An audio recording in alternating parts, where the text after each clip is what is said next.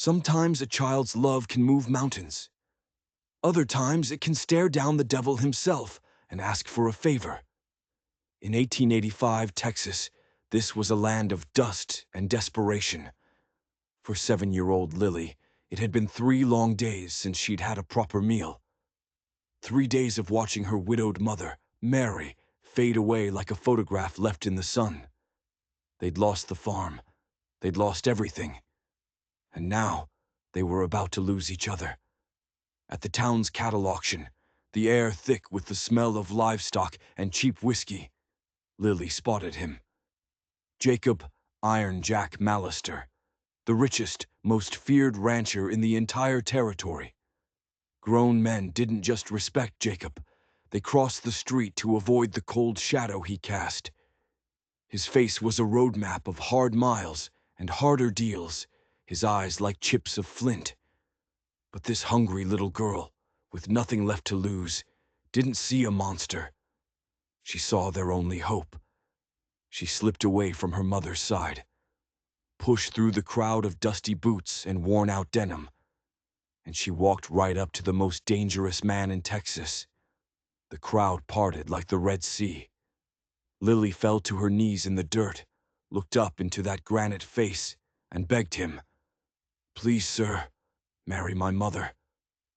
The entire town fell dead silent. You could have heard a pin drop in the dust. Every eye was locked on the tiny girl and the stone-faced giant towering over her. What happened next would become the talk of Clearwater for generations. But what could possibly make a cold-hearted businessman, a man known as Iron Jack, even consider such a wild request from a desperate child? The sun was a cruel, hot hammer on the dusty main street of Clearwater. Mary Sullivan sat on her rickety porch, staring out at the fields that were no longer hers. They were just dirt now, barren, empty, just like her life since Thomas was gone. 6 months. 6 months since the worst stampede this territory had ever seen had taken her husband, the man who'd built this small homestead with his bare hands. Thomas's wedding ring was still on her finger. It felt heavier every day. She twisted the gold band, remembering the day he slipped it on her finger in the little church just down the road. It was too big for her then. But years of hard work, of pulling a life from this stubborn soil, had made it fit. Or maybe she'd just grown into the weight of it all. "Mama, I'm hungry." Lily's voice, small and thin, drifted from inside the house. She was supposed to be practicing her letters on the slate board Thomas had bought her for Christmas. A lifetime ago. Mary squeezed her eyes shut, trying to find a strength that just wasn't there anymore. Lily had been so patient. Too patient for a 7-year-old. For 3 days, their meals had been nothing but thin pancakes made from the last of their flour. The garden was withered. The chickens were sold to pay for the funeral. The cow was dry. "Just a moment, darling," Mary called out, her voice a brittle lie. She had to do something. Anything. But every morning, the sheer weight of it all crushed her. Thomas had handled everything. The buyers, the cattle, the planning. He was the rock. She was just the woman who had clung to it. Now the rock was gone, and she was drowning. The bank notice was still nailed to the door. Its fancy words all meant the same thing. 2 weeks. 2 weeks until everything Thomas had ever worked for, everything they had ever been, would be auctioned off to the highest bidder. Inside, Lily's stomach rumbled, a sound that cut Mary's heart to ribbons. The child had her father's dark hair and serious eyes. But where Thomas had been a pillar of strength, Lily was becoming a shadow. Her dresses, once perfectly fitted, now hung on her like sacks. "Mama, maybe we could go to town today." Lily appeared in the doorway. Her boots, the same ones Thomas bought her, were now so big she'd stuffed rags in the toes to keep them on. The sight made Mary's chest tighten until she could barely breathe. How could she tell her? How could she explain that they had no money, no purpose in town, except to be the subject of pitying whispers from neighbors who used to look up to the Sullivan name. Perhaps tomorrow, sweetheart, Mary lied again. The word tasted like ash in her mouth. But Lily saw more than Mary knew. She'd heard the hushed talks with the few neighbors who still came by. She'd seen her mother's hands tremble. She'd noticed the meals getting smaller. "Mama, I know we don't have much money," Lily said, with a bluntness only a child can possess. "But maybe someone in town could help us." Help. Mary's heart shattered into 1,000 tiny pieces. A 7-year-old shouldn't be thinking about survival. She should be playing with dolls. "People have their own troubles, Lily," Mary said, her voice gentle. "We can't expect others to solve ours." But even as she said it, she knew it wasn't the whole truth. Clearwater was a close community. They'd helped the Hendersons rebuild their barn after the fire. They'd cared for old Mrs. Patterson when she took ill. But those were storms that passed. Mary's problem was a drought, deep and permanent. She didn't need a week of help. She needed a partner, a new rock to cling to. The thought of remarrying was a phantom that visited her in the dead of night. It felt like a betrayal, a desecration of Thomas's memory. How could another man ever set foot in the life they had built together? "Tell me about Papa again," Lily asked, settling on the porch step beside her. It was her favorite story, a story that kept him alive, if only in words. "Your father," Mary began, her voice softening, "was the strongest man I ever knew. He could gentle a wild horse with just his voice." "And he loved us very much," Lily finished the sacred ritual. "Yes, sweetheart. He loved us more than life itself." They sat in silence, the sun climbing higher. In the distance, the lowing of cattle from the next ranch over was a painful reminder of their own empty fields. Thomas had been building a legacy here, a future for Lily. And Mary was about to lose it all. "Mama," Lily said suddenly, her voice sharp with a strange determination, "I think we should go to town today, to the cattle auction." Mary stared at her daughter. "The cattle auction? Lily, we don't have any cattle to sell." "I know," Lily said, her dark eyes intense. "But maybe someone there would want to help us. Someone who has lots of cattle might want to help a family that knows all about ranching."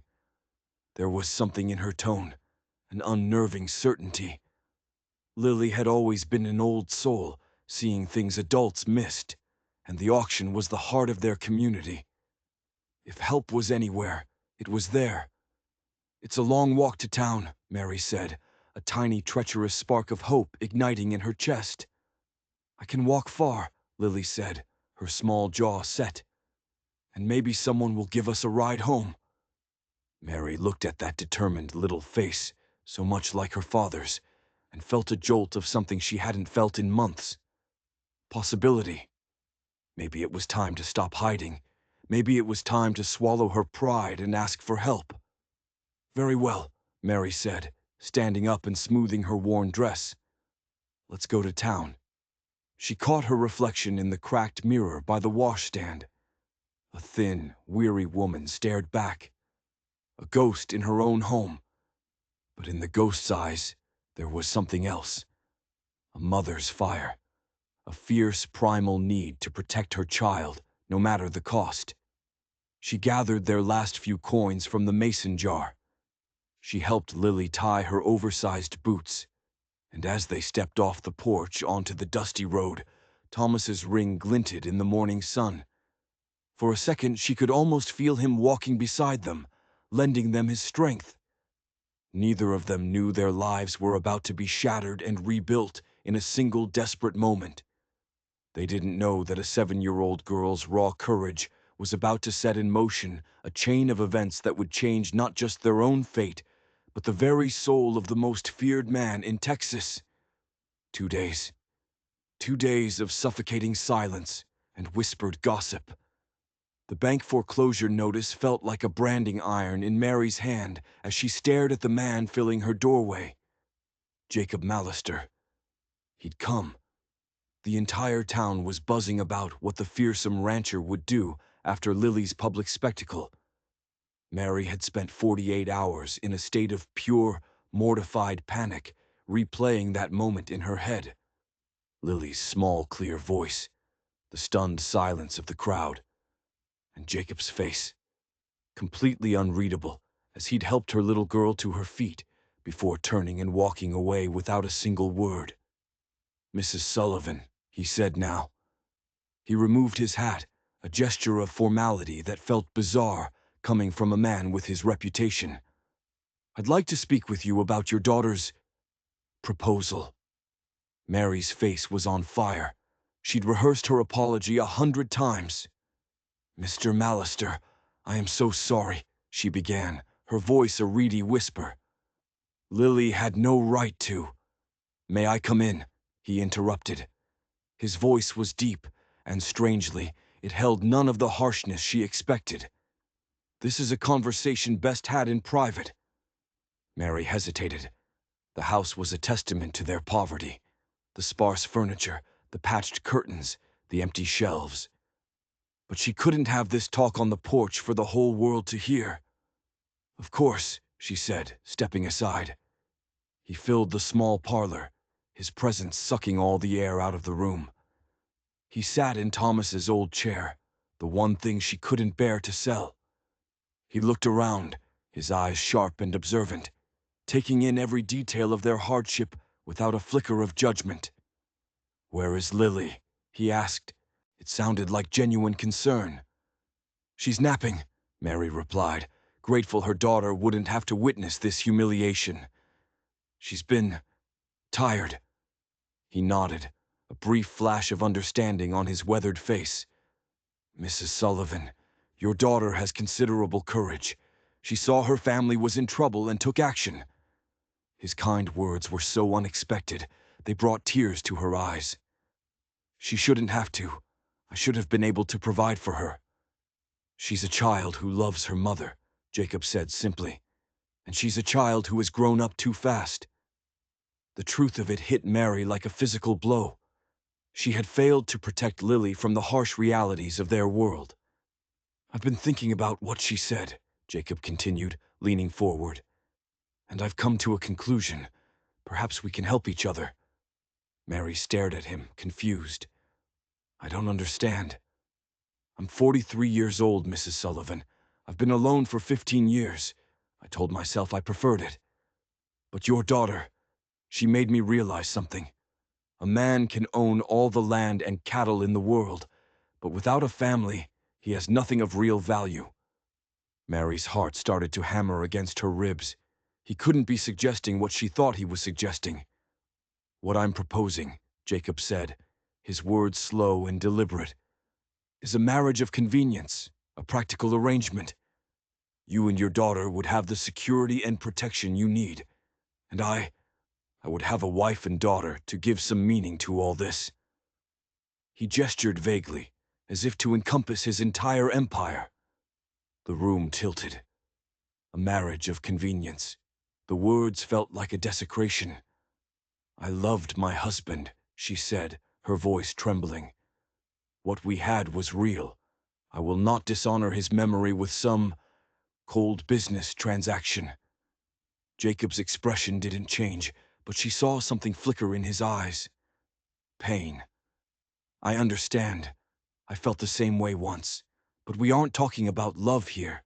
We are talking about survival." Survival. The word tasted bitter. "Is that what my life is? Bartering myself for security?" "You are not bartering yourself," Jacob said, his voice firm. "You are making a choice to protect your daughter, to preserve your husband's legacy. This ranch was important to Thomas, was it not?" Her resolve began to crack. The thought of losing this place, of strangers tearing down what Thomas built, was a physical ache in her chest. "I can't," she whispered. "It would be a betrayal." "Would it?" Jacob asked, his voice softer now.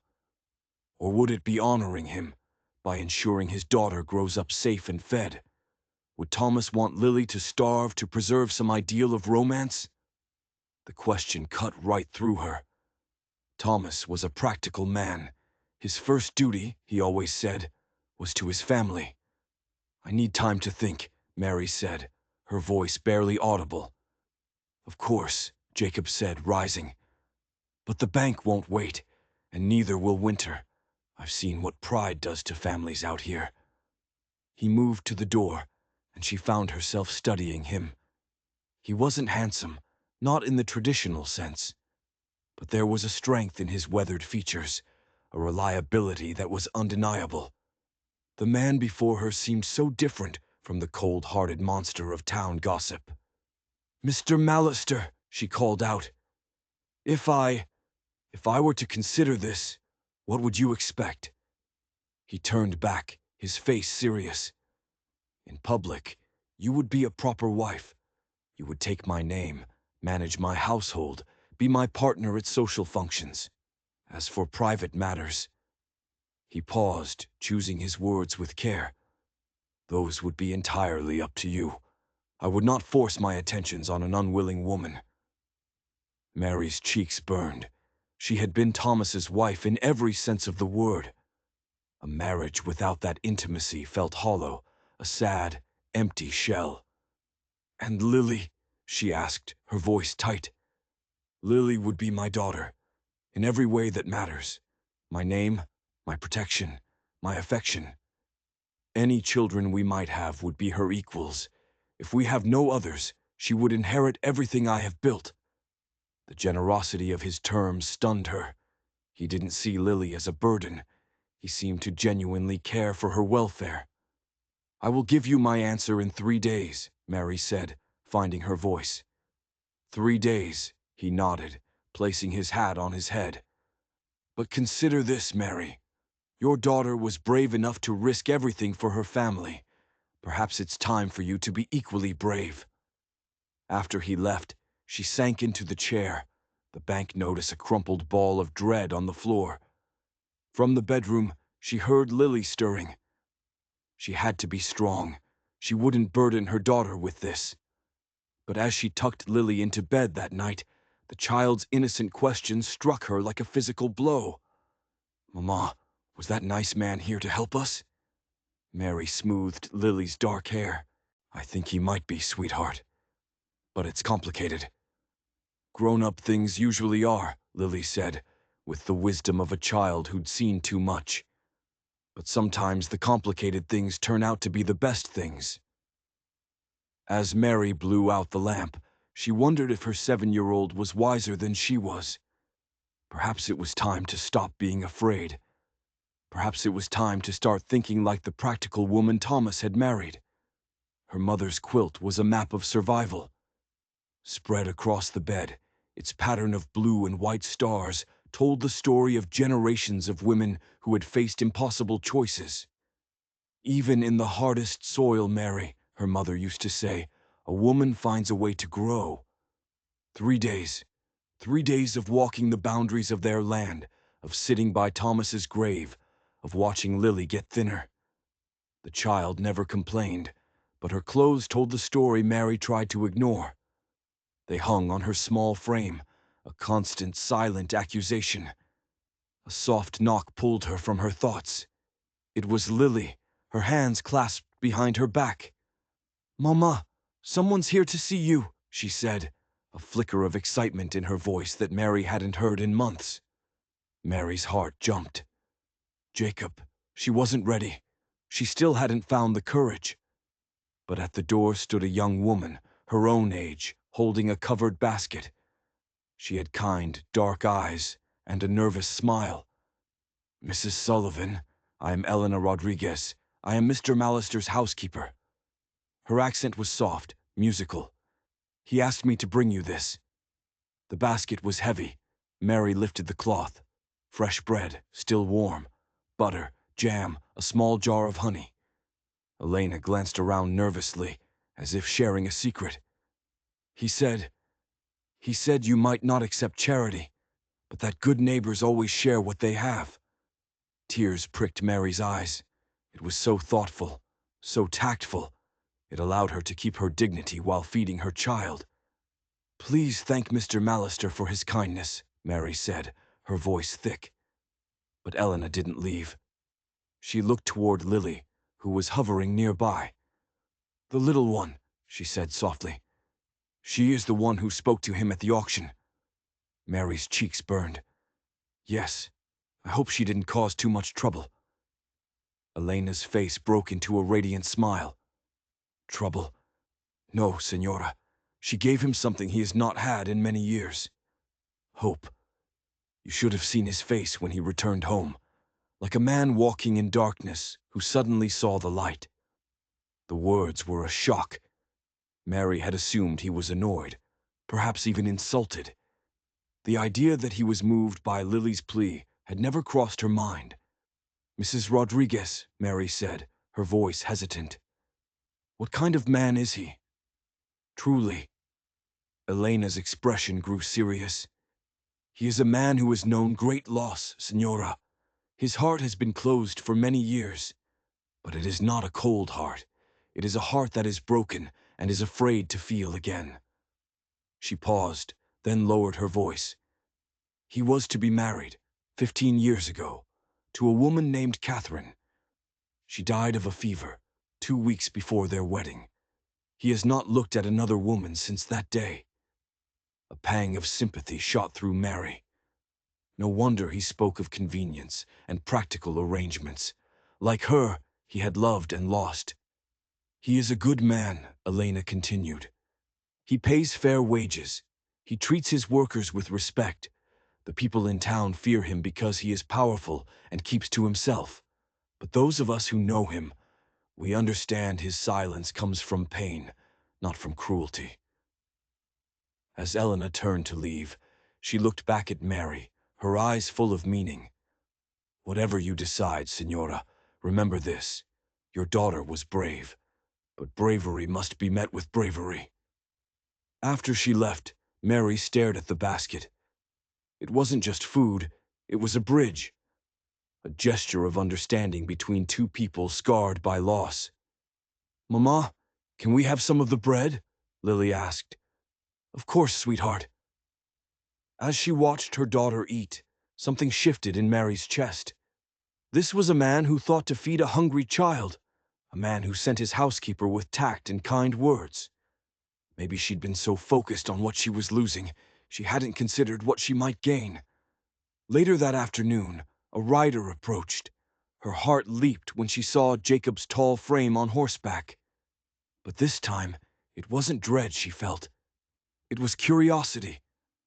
"Mrs. Sullivan," he called as he dismounted, "I hope I'm not disturbing you." "Not at all," she replied, brushing dirt from her hands. "I wanted to thank you for the bread." A faint blush colored his cheeks. "That was Elena's idea. She said a child shouldn't go hungry while adults debate philosophy." Mary smiled, a real smile for the first time in months. "She seems a wise woman." "She is," he agreed. "She's been with me for 10 years. She runs my household better than I ever could." They stood in a comfortable silence. In the soft afternoon light, she saw the lines around his eyes, the silver in his dark hair, the weight of loneliness. "I've been thinking about your offer," Mary began, "and I need to know more. Not just the practical things. What kind of life would we have? Would we be partners? Or would I just be an employee?" His expression grew serious. "I would want us to be partners, Mary. I've been making decisions alone for too long. A ranch is more than land and cattle. It is a home, a legacy. I can provide the security, but I need someone to help me remember what it means to build a life, not just an empire." His words revealed a depth she hadn't expected. This wasn't just a transaction for him. It was an admission of what he was missing. "And Lily," she pressed, "you say you would treat her as your own. What does that mean?" His face softened. "It means she would have every advantage. Education, security, a father's love. I would legally adopt her, give her the same rights as any children we might have together. And if we don't have any other children, she will inherit it all. She will never want for anything." Her last wall of resistance began to crumble. This man was offering not just security, but genuine care. "I have to be honest with you, Jacob," she said, using his first name for the first time. "I'm not sure I can be the wife you deserve. I'm still grieving Thomas. I don't know if I can open my heart again." He nodded slowly. "I understand. I have been grieving Catherine for 15 years. Grief does not follow a schedule. I am offering you time, Mary, patience, and a chance for both of us to heal." As they talked, she felt herself drawn to his quiet strength, his unexpected gentleness. He spoke of business with the confidence of a king, but when he spoke of Lily or his own loss, she saw the vulnerability he kept hidden from the world. "I have one condition," Mary said at last.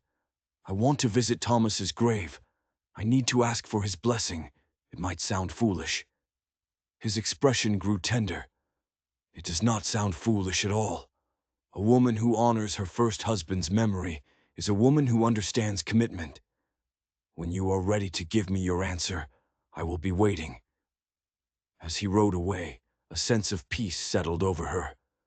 The path forward was strange, unconventional, but for the first time in months, she could see a path. A future that wasn't just about survival, it was about building something new. Jacob's gold pocket watch felt heavy in his hand. It had belonged to his father, and his father's father. A legacy of men who believed a man's word was his bond. Today, that legacy felt like a crushing weight as he waited for Mary's answer. He'd spent the week visiting her small homestead, bringing flour, fixing a broken fence, always framing it as neighborly help, never charity. He could see the war in her eyes, her need for security, fighting against her loyalty to a memory. What surprised him was how much he looked forward to these visits, not just for Mary, though he was increasingly drawn to her quiet strength. It was Lily. The child had attached herself to him with a fierce, trusting energy that both warmed and terrified him. She followed him everywhere, chattering about wildflowers and stories of her papa. "Mr. Jacob," she'd asked him while he repaired a shutter, "do you think papa would like you?" The question had stopped him cold. He looked down into her serious little face, so like her mother's. "I hope so, sweetheart. Your mama tells me he was a very good man." "He was the best papa in the whole world," she'd said with absolute certainty. "But I think he would want us to be happy." He'd exchanged a look with Mary over the child's head. The simple, brutal wisdom of a child had cut straight to the heart of Mary's struggle. That evening, she surprised him by asking him to stay for supper. He found himself feeling a nervousness he hadn't felt since he was a young man courting Catherine. The meal was simple, beans and cornbread, but it was the best meal he'd had in a decade. After Lily was in bed, Mary watched him stir his coffee. "She seems to have taken to you," he nodded. "She's a remarkable girl. She has your strength and an optimism I find refreshing." "She's had to grow up too fast," Mary said, her voice tinged with sadness. "Sometimes I worry I've failed her." "You've given her something more valuable than a carefree childhood," Jacob said firmly. "You've given her the example of a strong woman facing adversity with grace. That is a gift that will serve her for the rest of her life." Mary looked up, surprised. He realized he'd revealed more than he intended, but instead of retreating, he pressed on. "I lost my own mother when I was 12, he said quietly. "What I remember most isn't the games we played. It's the way she faced hardship, with dignity, with love. You are giving Lily that same foundation."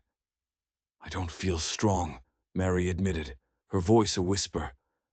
"I feel lost and frightened."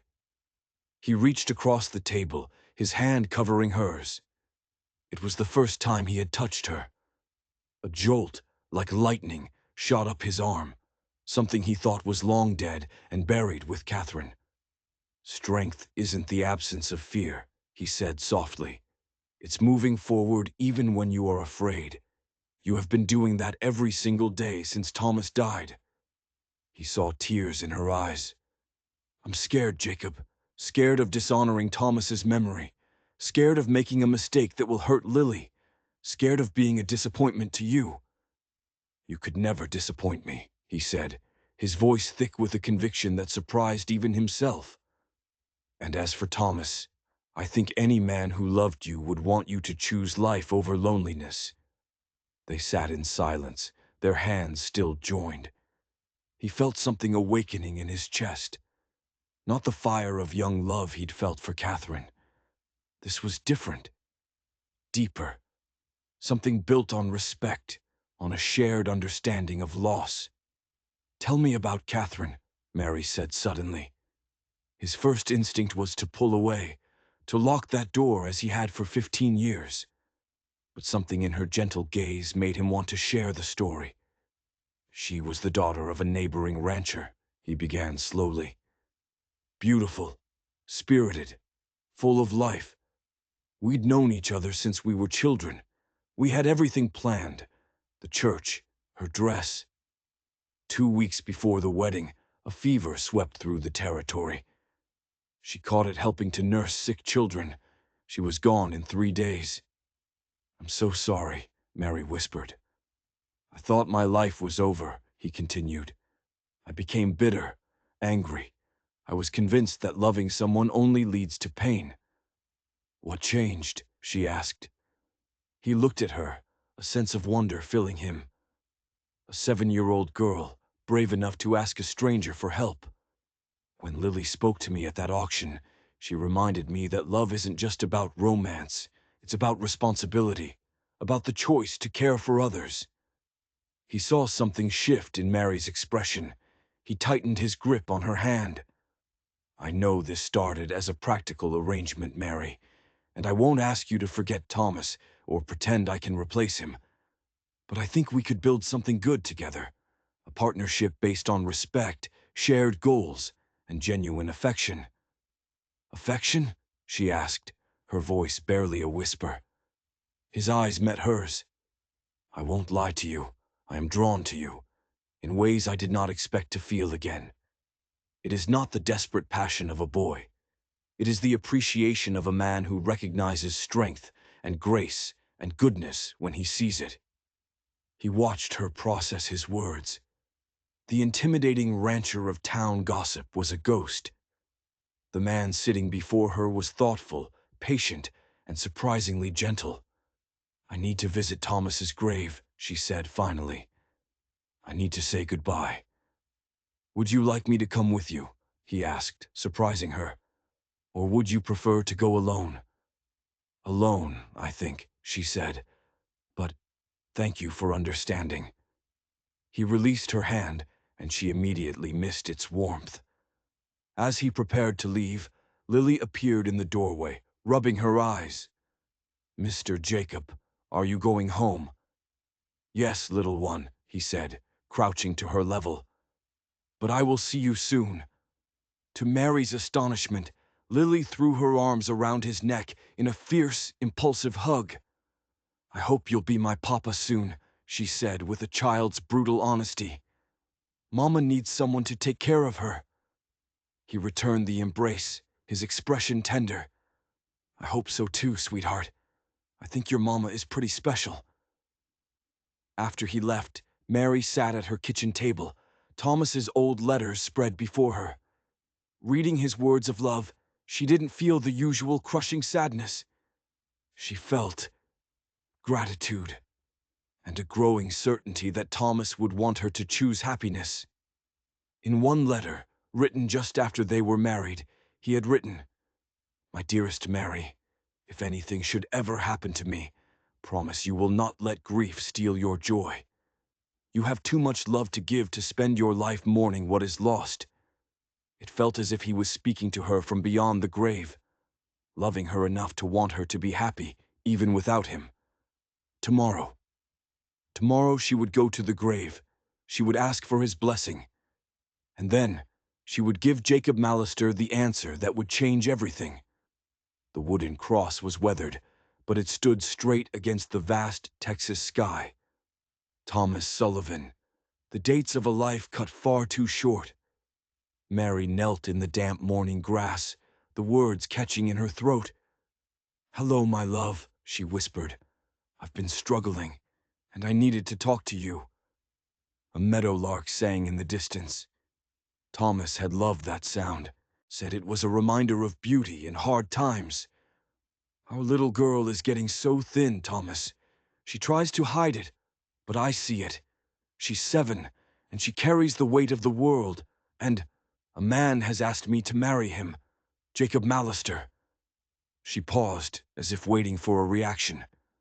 "He's offering us a future, security, but more than that, kindness, patience." She reached out, her fingers tracing the rough carved letters of his name. "I need to know it's all right, that choosing to live again isn't a betrayal of what we had." The wind rustled the tall grass. She closed her eyes, searching for a sign. "I found your letter last night," she whispered. "The one where you told me not to let grief steal my joy. It felt like you were right there with me." She opened her eyes, her gaze fixed on the cross. "I think you would like him, Thomas. He's not like you. He's quieter, more guarded. But he has your sense of honor, and he already loves Lily. I can see it in the way he looks at her." A single tear traced a path through the dust on her cheek. "I'm not choosing him because I love him the way I loved you. That was once in a lifetime. I'm choosing him because our daughter deserves a father. And because I think we could build something good together. Something that would make you proud." She stayed for another hour, talking to him, unburdening her heart of its fear and its hope. When she finally rose to leave, she felt lighter than she had in months. It was as if Thomas himself had given her his blessing. When she and Lily returned, Jacob was waiting on the porch. The child ran ahead, shouting his name with pure delight. Mary approached more slowly, her heart pounding. "Jacob," she said as Lily showed him a pretty rock she'd found. "I have an answer for you." He turned, his expression carefully neutral, but she saw the tension in the way he gripped his hat. "I'll marry you," she said simply. "But I'm not coming to you as a desperate woman. I am choosing this. I am choosing you, because I believe you will be a wonderful father to Lily, and because I respect the man you have shown yourself to be." The change in his face was like the sun breaking through clouds. The careful reserve melted away, replaced by a raw, unguarded relief and joy. "Mary," he said, his voice rough with emotion, "you will not regret this." "I know," she said, "but I want to do this properly. Announce our engagement. Have the banns read at church. Give the town time to adjust." "Whatever you want," he nodded eagerly. Lily looked up, her head cocked. "Are you going to be my new papa, Mr. Jacob?" He knelt beside her. "Would you like that, Lily?" "Yes, please," she said seriously. "Mama needs someone to take care of her, and I think you need someone to take care of you too." Mary's heart swelled. Her wise little girl understood things most adults never would. The next few weeks were a whirlwind. Jacob insisted on a proper engagement ring. Not a flashy diamond, but a simple gold band with a small, deep blue sapphire that had belonged to his grandmother. When he slipped it on her finger, it felt like a promise. The announcement at church caused a sensation. Whispers flew through the pews. But to Mary's surprise, most of the reaction was positive. The women offered congratulations and help with wedding plans. The men nodded at Jacob, a silent approval of a practical solution. "It's a good match," old Mrs. Patterson told her. "That man has been alone too long, and you've been carrying too heavy a burden. The Lord works in mysterious ways."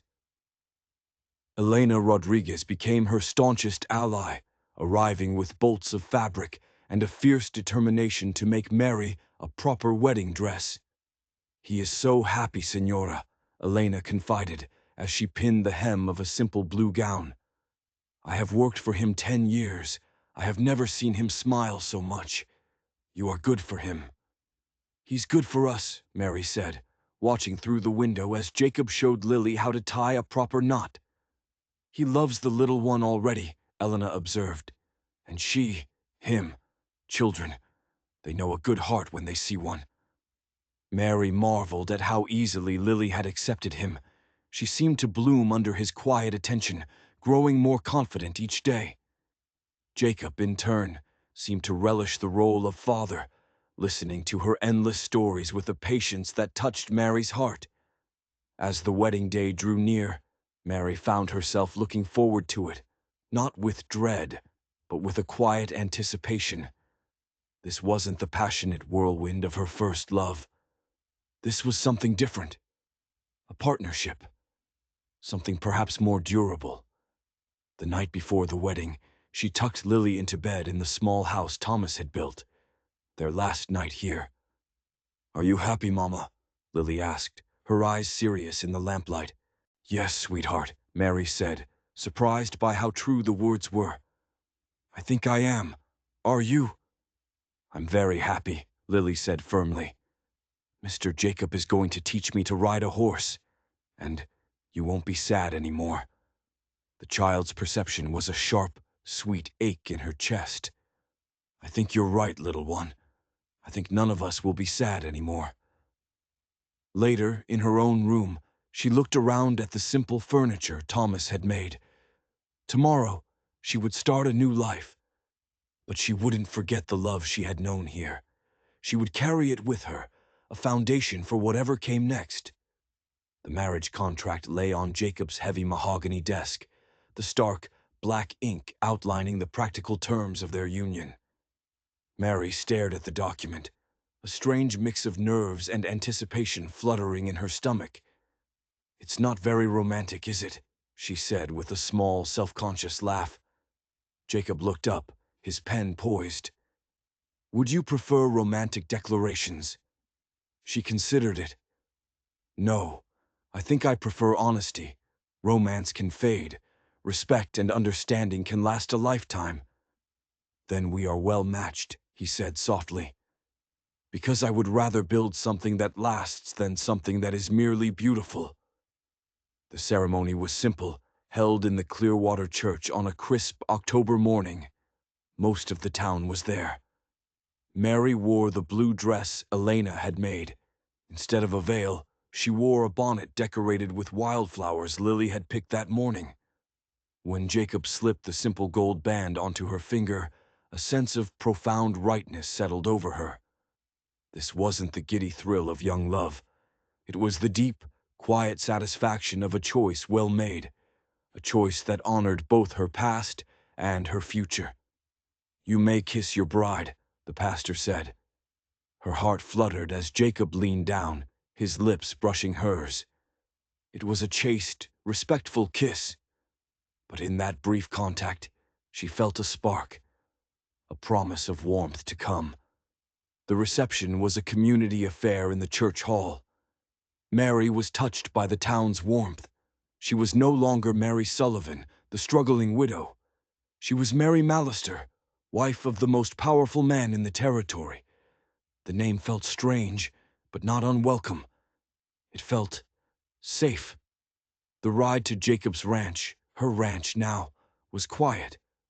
Lily chattered excitedly, pointing out landmarks, and Jacob answered every question with patience and affection. The house was larger than she'd expected, a solid two-story building of local stone and timber. The furnishings were masculine and durable. Elena had prepared the master bedroom for her, but had moved Jacob's things to a guest room. "I thought you might prefer your own space," Jacob explained, a slight flush on his cheeks. "Until you feel more settled." She appreciated his consideration, but she found herself wondering what it might be like to share more than just a house with this thoughtful, complicated man. The first few days were a dance of awkward adjustments. Mary took over managing the household, though Elena stayed on to help. Jacob was scrupulously polite, always knocking, always asking permission, as if she were a guest in her own home. But Lily adapted immediately. She followed Jacob everywhere, a devoted shadow, absorbing his quiet lessons about livestock and land. Mary watched their bond grow, a strange and wonderful thing. "She's a bright child," Jacob said one evening as they sat on the porch. "She asks good questions." "Thomas always said she had his practical mind and my stubborn streak," Mary replied with a smile. "A challenging combination." "I'm looking forward to it," he said, and the genuine affection in his voice made her heart ache in a good way. Their first test came a week later. A neighboring rancher arrived, angry about a boundary dispute. Mary listened from the kitchen as Jacob handled the man with a firm, fair diplomacy that was nothing like the intimidating bully of legend.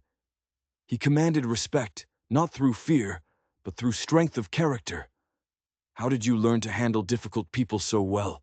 she asked him later. He was quiet for a moment. "When Catherine died, I became bitter. I treated people badly. I learned that making enemies is easy. Over the years, I've tried to remember that most conflicts come from misunderstanding or fear." She was beginning to understand him. The cold reputation was a wall he had built around his pain. "I was afraid of you," she admitted. "When Lily first approached you, the stories people told." "And now?" he asked, his voice carefully neutral. She looked at him, this strong, patient man who had offered her a lifeline. "Now, I think you're someone who was hurt and learned to protect himself by keeping the world at a distance. But I also think you're someone worth knowing better." His expression softened. A glimpse of the man he must have been before loss had hollowed him out. "I'd like that," he said quietly. "I'd like to know you better too, Mary. As a partner, a companion." That night, as she prepared for bed in her own room, she thought about the subtle shifts between them. What began as a practical arrangement was becoming something more. Not love, not yet, but a deep, growing affection, a trust. A soft knock on her door. It was Jacob, holding a leather-bound book. "I thought you might enjoy this," he said, offering it to her. It was Catherine's favorite book of poetry. I haven't been able to read it since she died, but tonight, I thought perhaps it was time." She took the book, understanding the immensity of the gesture. He was sharing a piece of his pain with her, trusting her with it. "Thank you," she said softly. "I'll treasure it." "Good night, Mary," he said, and his voice was different, warmer, more intimate. "Good night, Jacob." As she closed the door, she realized she no longer thought of him as the stranger who had rescued her. She was beginning to genuinely care for him. The marriage contract had bound them legally, but the real commitment, the slow, careful opening of two wounded hearts, was something that couldn't be written on paper. It had to be built, day by day, gesture by gesture. And as she settled into bed with Catherine's book of poetry, for the first time since Thomas's death, she felt truly hopeful about the future. The hidden letter felt like a ghost in her hands. It was tucked deep in her sewing box, a place she hadn't fully searched since Thomas's death. The envelope was yellowed with age, addressed simply, "For Mary, in case of my death." Her hands trembled. Jacob was outside with Lily, their laughter drifting in through the open window. They had been married for 3 weeks, and a comfortable rhythm was beginning to form. This letter felt like an intrusion from another life. With shaking fingers, she broke the seal. Thomas's familiar, careful handwriting filled the page. The letter was dated just 2 months before the stampede. "My dearest Mary," it began, and she could hear his voice in the words. "If you are reading this, then the worst has happened. I know you, my love. I know you will blame yourself, and you will feel guilty for any happiness you might find without me. I am writing to tell you that such feelings, while natural, are wrong. You were never meant to carry this burden alone. The words were a gut punch. He had known her so well. "Mary, you have so much love to give. If something happens to me, I pray you will find someone worthy of that love. I will not rest easy if I know you are spending your life mourning what we lost instead of embracing what you might find." Her hands shook as she turned the page. This was everything she had needed to hear months ago, when grief had been a suffocating blanket. Our daughter needs more than just your love. She needs security and the guidance of two parents. Please do not let your loyalty to my memory prevent you from giving her those things. But it was the next part that made the air leave her lungs. "There is something else you must know. I have made a terrible mistake. A deal with Jacob Mallister. He holds a debt over our land, a marker I took in a moment of desperation to buy breeding stock. I could not pay it. If I am gone, he will come for the ranch. He will seem kind. He will seem reasonable. Do not trust him, Mary. He is not the man he appears to be. He will take everything we have built. Forgive me." The final paragraph was a blur of warnings about Jacob's ruthlessness, about a past deal where he'd ruined another man to get his land. A man named Morrison. The letter ended with a final desperate plea. "Whatever you do, protect our daughter from him. All my love, always, Thomas." Mary sat in stunned, horrified silence. The room felt cold. The man teaching her daughter to rope fence posts outside wasn't a savior. He was a predator, and she had walked right into his trap. All the pieces clicked into place with sickening clarity. His marriage of convenience. His generous terms. It wasn't about loneliness. It was about the land. He was marrying her to legally seize the property Thomas had died trying to protect. He had played her perfectly. "Mary!" Jacob's voice from the doorway made her jump. He stood there, his hat in his hands, a look of concern on his face. Lily was beside him, her small face mirroring his expression. "Mama, you're crying," Lily said, rushing to her side. Mary quickly folded the letter, her mind racing. She couldn't let him know, not yet. She was trapped, but she wouldn't be a willing victim. "No, sweetheart, I'm not sad," she lied, her voice surprisingly steady. "I'm relieved."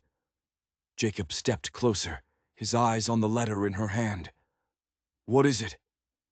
She had to think fast.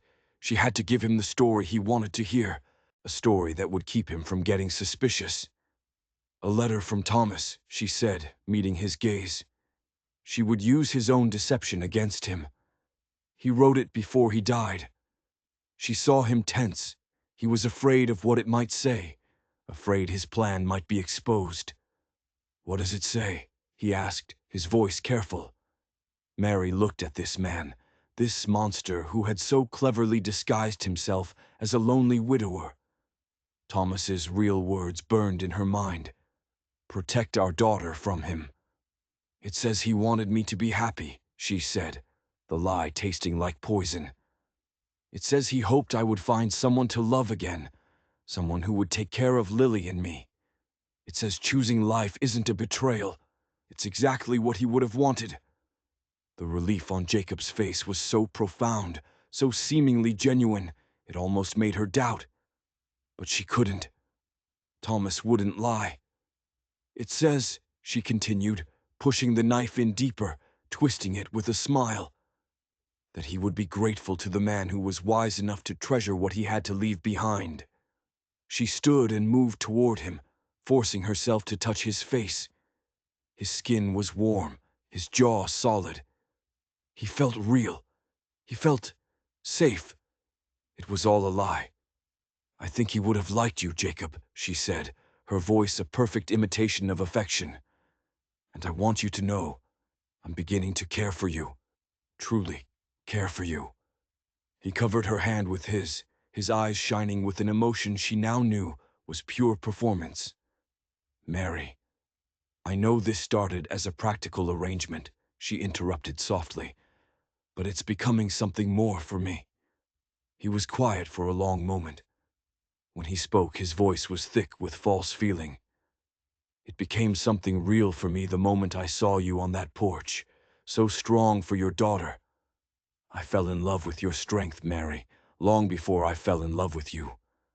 "You love me?" she asked, playing her part, her heart a block of ice in her chest. "I do," he said firmly. "I love you, Mary Mallister." "I love you too," she whispered. The words almost choked her. Lily clapped her hands. "Does this mean you're really truly happy now, Mama?" Mary pulled her daughter into a hug that included the man who was her enemy. "Yes, sweetheart, we're all really truly happy now." She was trapped in a gilded cage with a patient wolf. Thomas's letter had not set her free. It had armed her. She would play the part of the loving wife. She would make him believe she was his. And she would wait. She would watch. And she would find a way to protect her daughter and destroy Jacob Mallister. That night she knocked on his door. "I was wondering," she said, her voice steady, "if you might like some company. I think I'm ready to be a wife to you, in every sense of the word." His eyes darkened with desire, a desire she would use as a weapon. "Are you certain?" he asked. She silenced him with a kiss. A cold, calculated kiss that was a promise not of love, but of war. As he drew her into his arms, she felt the final piece of her old, trusting self die. She was no longer a grieving widow. She was a survivor, and she would do whatever it took to win. The ranch deed felt like a declaration of war. Mary watched as Jacob, with a flourish of his pen, added her name and Lily's to the ownership papers. He turned the document toward her, a proud, trusting smile on his face. It was the smile of a predator who believed his prey was thoroughly trapped. "I want you and Lily to be legal partners in this," he said, his voice warm. "If anything were to happen to me, your security would be absolute." Oh, the irony. He was handing her the very weapon she might need to use against him. "Jacob, this is too much," she said, feigning surprise and gratitude. She leaned down and kissed his cheek. His skin was rough from the sun. He smelled of leather and clean air. It was so easy to forget he was a monster. "I'm giving my family what they deserve," he said gently. Their moment was shattered by the thunder of hoofbeats. Two of his ranch hands were riding hard toward the house, their faces grim. "Boss!" shouted Tom Henderson, his foreman. "Rustlers, north pasture. They took near 50 head." Jacob's jaw tightened. Which way did they head? "South. But that's not the worst of it. They left a message, carved it into the gate post, said they'd be back for more, and that you can't watch everything all the time." Mary's blood ran cold, but not with fear, with a sudden, chilling thought. Was this part of his plan? A way to isolate them further, to make her even more dependent on him? "Mama, what's wrong?" Lily asked, appearing at her side. "Nothing for you to worry about, sweetheart," Mary said, her voice tight. "Go help Elena in the kitchen." After Lily was gone, Jacob turned to her. "I need to ride out with the men." "No," Mary said, her voice firm. It surprised both Jacob and Tom. "You're not going." He frowned. "Mary, I have to. It's a challenge. If I let it slide—" "You'll lose more than cattle if you get yourself killed," she shot back, playing the part of the worried wife. Inside, her mind was spinning. She needed him here, where she could watch him. "She's right, boss," Tom said quietly. "We should get the sheriff, organize a proper posse." Jacob hesitated, looking at her face. He saw worry. He didn't see the cold calculation behind her eyes. "Fine," he said. "Send for Sheriff Martinez, and post extra guards." Over the next few days, the reports got worse. Neighboring ranches were hit. It was systematic, organized. "They know our routines," Jacob told her one evening on the porch. "They know when the men change shifts, Which pastures are most isolated? You think someone local is helping them? Mary asked, forcing herself to lean against him. I think someone local is leading them, he replied grimly. Just then, Sheriff Martinez rode up, his face grave. Jacob, Mary, more bad news. The Hendersons were hit again. This time they burned the barn, and they left a message for you. What message? Jacob asked. The sheriff shifted, looking uncomfortable.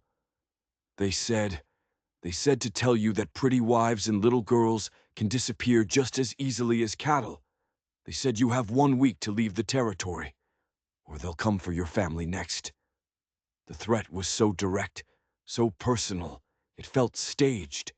Was this it? Was this his endgame? To frighten her so completely that she would sign over everything, begging him to take them somewhere safe. A rage, cold and clear, settled in her heart. We're not leaving, Mary said before Jacob could speak, her voice ringing with a conviction that was absolutely real. This is our home. We won't be driven away. She looked at Jacob, her eyes challenging him. Let's see how you play this, she thought. He looked at her with a mixture of what appeared to be pride and terror. Mary! No, Jacob, she interrupted. I've lost one home. I won't lose another without a fight. Mrs. Mallister, the sheriff said, these are dangerous men. Then we'll have to be dangerous too, Mary said quietly. She turned to Jacob, her voice softening, layering deception upon deception. You once told me you fell in love with my strength. Well, this is what strength looks like. Standing up to bullies, protecting what's ours. She saw the love and admiration in his eyes. It was sickening. But it was working. He was completely fooled. He spent the next few days organizing the other ranchers, coordinating patrols. She insisted on helping, her sharp mind seeing weaknesses in his plans, suggesting improvements. He thought she was being a supportive partner. He had no idea she was studying his defenses, learning his strategies, preparing for a battle on 2 fronts. One evening, watching Lily play listlessly by the fire, he turned to her. I'm scared, Mary. It was the first time he'd ever admitted to fear. Was it an act? Or was it possible? Was it possible Thomas had been wrong? No, she couldn't afford to doubt. Not now. What scares you most? She asked softly. His eyes were fixed on Lily. Failing to protect you, both of you. I couldn't bear to lose another family, Mary. I just couldn't. His voice was so raw with pain, so utterly convincing, that a tiny crack appeared in the ice around her heart. She took his hand. It felt strong, safe. She pushed the feeling away. It was a trick. It had to be. The deadline approached. The 7th day. Jacob was caught between his need to fight and his need to protect them. The old Jacob, the one from Thomas's letter, would have ridden out alone. But this new Jacob, this husband and father, was paralyzed. She watched him, torn. If Thomas was right, this whole threat was a sham, a performance for her benefit. But if Thomas was wrong, if the threat was real, then they were all in mortal danger. And her deception, her refusal to trust him, could get them all killed. For the first time in weeks, Mary felt a tremor of real fear, not of Jacob, but of the truth. What if she had made a terrible mistake? What if the monster wasn't the man sitting beside her, but the ghost who had written a letter full of lies? The 7th day dawned with an eerie, unnatural quiet. Lily's handmade doll, a small replica of herself, sat propped in the kitchen window, a silent sentinel. Jacob stood in his office, rifle in hand, watching the horizon. Mary's heart was a frantic drum against her ribs. Who was the real enemy? The ghost of her husband, or the man she now called by that name? The other ranchers are in position, Tom Henderson reported. If they show, they're riding into a trap. Jacob nodded, his face a granite mask. Elena had taken Lily to the root cellar, the safest place on the ranch. But Mary had refused to go. She had to see this through. She had to know the truth. Then they heard it. The sound of approaching horses. At least 8 riders, their faces covered by bandanas, cresting the hill. They were real. The threat was real. Thomas had lied. The realization hit her with the force of a physical blow. Why? Why would he write such a terrible letter? What had he been trying to do? There was no time to think. Jacob was moving to the porch. "Mary, please go to the cellar," he pleaded, his eyes full of genuine fear for her. "No," she said, her voice shaking, but resolute. "We're partners, Jacob. We face this together." Before he could argue, the lead rider called out, "Mallister, come out and let's talk." Jacob recognized the voice instantly. His blood ran cold. "Wade Morrison," he said quietly. And then Mary remembered the name from Thomas's letter, a past deal where he'd ruined another man to get his land. A man named Morrison. Thomas hadn't lied about everything. Jacob stepped onto the porch, his rifle ready. Wade Morrison sat on his horse, his face a mask of bitter resentment. "Well, well," Morrison sneered. "The mighty Jacob Mallister. Your time is up. This land should have been mine." "You lost this land fair and square," Jacob replied, his voice calm but deadly. "Fair?" Morrison laughed, a harsh, ugly sound. "There was nothing fair about how you ruined me. You used Catherine's death as an excuse to swoop in and steal her family's holdings, land that was promised to me." Mary froze. "Catherine? What did Catherine have to do with this?" "You leave her name out of your mouth," Jacob snarled, his composure finally breaking. "Oh, I think she's got everything to do with this," Morrison taunted. "You destroyed me to build your empire on her family's grief. And now I'm going to do the same to you. I'm going to take everything you love, starting with that pretty new wife of yours." The crude threat was like a spark to dry tinder. Jacob's finger tightened on the trigger. But it was a different voice that cut through the tension. A voice from the shadows of the porch, clear and strong.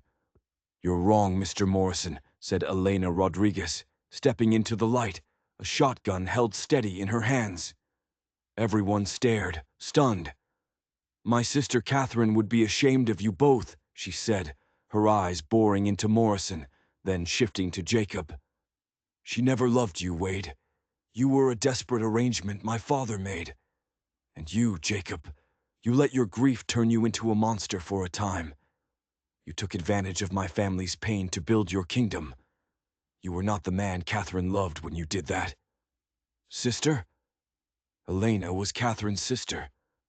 "But," Elena continued, her gaze softening as she looked at Jacob, "you are not that man anymore. This woman," she nodded toward Mary, "and this child, they have brought back the man my sister fell in love with, and we will not let you destroy him again." The world tilted on its axis. Thomas's letter wasn't a lie. It was the truth about the man Jacob used to be. A ruthless, broken man. The man Mary had married was someone different, someone reborn. Morrison, seeing his advantage slipping away, went for his gun. The world exploded in a chaos of gunfire. The new family portrait would have to wait. The air, which should have been filled with the scent of wildflowers, was thick with the acrid smell of gunpowder. Jacob's first shot was aimed not to kill, but to maim. It took Morrison second in command in the shoulder, sending him tumbling from his horse. "Take cover!" Jacob roared. Mary, her mind reeling from the revelations, acted on pure instinct. She raised the shotgun Jacob had given her and fired from the window. The buckshot ripped into the fence post where one of the rustlers was hiding, sending splinters flying. This wasn't about a ghost's warning or a predator's trap anymore. This was about protecting her home, her family. The battle was brutal, but short. The rustlers, caught between Jacob's men, the other ranchers arriving as planned, and a surprisingly well-armed housekeeper, quickly lost their nerve. When Sheriff Martinez and his deputies thundered into the yard, the fight was all but over. Morrison, wounded and furious, glared at Jacob as the sheriff slapped iron cuffs on his wrists. "This ain't over, Mallister." "Yes, it is," Jacob said, his voice heavy. As the dust settled, Mary emerged from the house, her face pale. Elena brought a tearful Lily up from the cellar. The little girl ran straight into Jacob's arms. "Papa, I was so scared." He held her tight, a lifeline in the violent aftermath. Mary joined the embrace, the three of them a single trembling unit. For the first time, she felt no deception, no fear of him, only a profound aching relief. Later, after the prisoners were gone and the neighbors had gathered, offering support, Elena approached Mary. "I am sorry, Signora," she said quietly. "I should have told you who I was, but I had to be sure.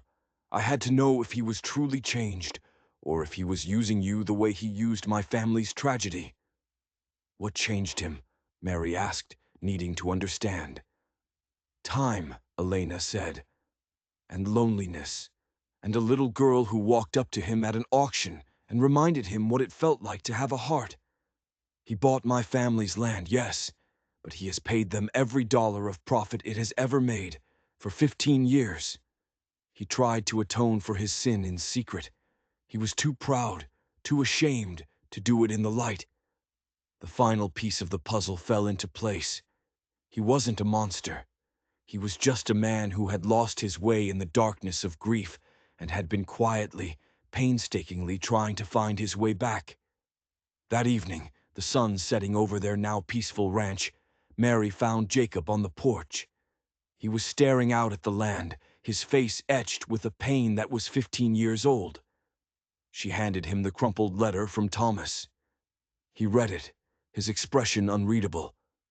"He was right," Jacob said, his voice a raw whisper.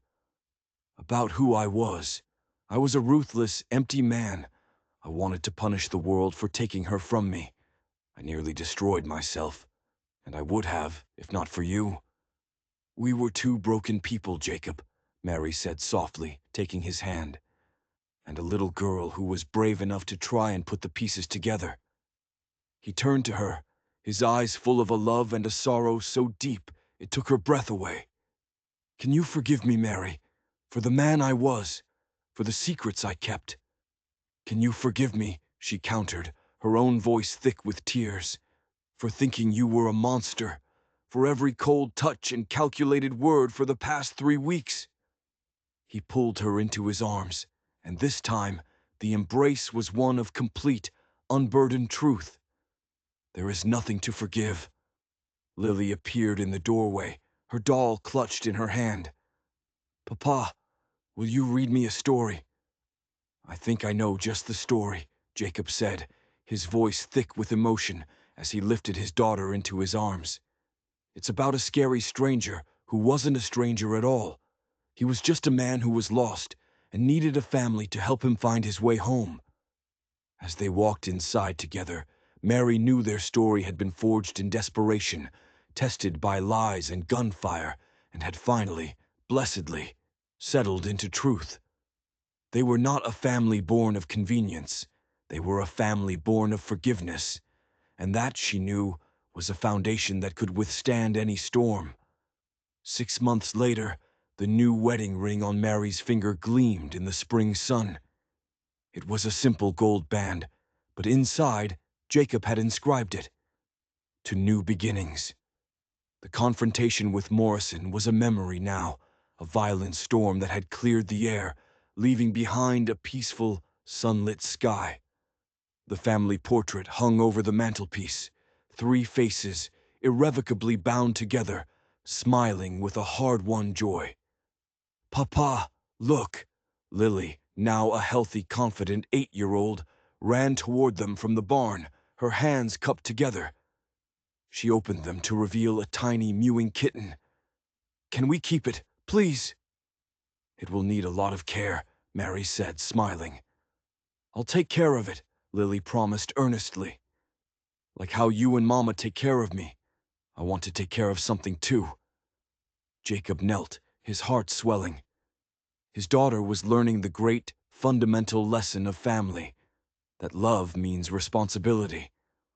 All right, he said. What will you name it? Lily looked at the tiny creature. Hope, she said, because that's what Mama said you gave us. Tears sprang to Mary's eyes. The miracle of their family still ambushed her sometimes. She looked at Jacob, her love for him a tangible thing, a warmth that filled every corner of her life. That evening on the porch, watching the sunset paint the sky, Jacob reflected on the impossible journey that had brought them here. Do you ever miss it? Mary asked quietly, the kitten, Hope, asleep in her lap. The solitude, the simplicity. He turned to look at his wife, the woman who had brought his world back into focus. Mary, before you and Lily, I was existing, not living. I had an empire of dirt and cattle. You gave me a home. Even when we're complicated and drive you to distraction, she teased. Especially then, he laughed. Lily appeared in the doorway, ready for bed. Papa, will you tell me that story again? The one about the little girl who asked the cowboy for help. Jacob opened his arms and Lily scrambled onto his lap. Once upon a time, he began, there was a brave little girl who loved her mama so much. She was willing to do anything to keep her safe. Even talk to scary strangers, Lily chimed in, part of their nightly ritual. Even talk to scary strangers, Jacob agreed. And do you know what happened? She got the best papa in the whole world, Lily said with satisfaction. And her mama got to be happy again.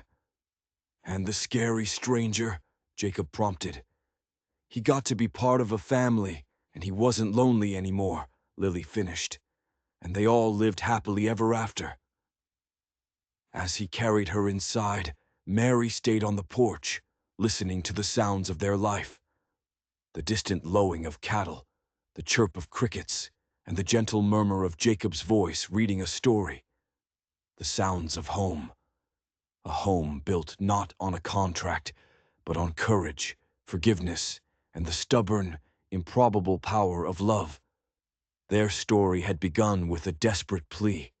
It had been twisted by secrets and lies from the past, but it had become a testament to the fact that even the most broken hearts can be mended, and that sometimes the bravest thing you can ever do is choose to trust again. The Texas stars shone down, not on a feared rancher and a desperate widow, but on a husband, a wife, and a daughter. A family, whole and healed at last. If this story of love and redemption touched your heart, let us know in the comments what you think the most powerful act of forgiveness is.